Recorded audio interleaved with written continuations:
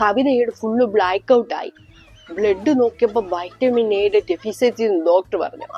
കവിതയ്ക്ക് ഫാമിലി ഡോക്ടറൊക്കെ ഉണ്ട്. കവിതയുടെ ഫാമിലി ഡോക്ടർ പറഞ്ഞു പേരയ്ക്ക നിറയെ തിന്നോണമെന്ന് പറഞ്ഞു. അപ്പൊ വൈറ്റമിൻ എ ഒക്കെ ഒത്തിരി വന്നോളൂന്ന് പറഞ്ഞേ.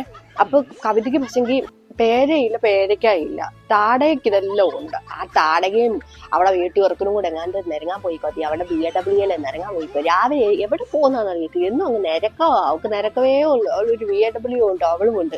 ആ ചെറുക്കനും ഉണ്ട്. എപ്പോഴും നിരക്കവാ.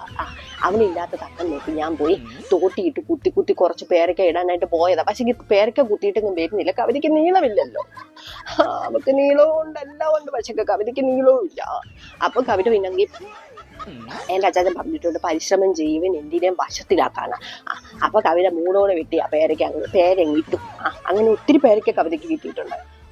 ഇനി അവള് വരുമ്പോ വല്ല കാറ്റടിച്ച് വല്ല വീണാന്ന് വല്ല വിചാരിച്ചോട്ടെ.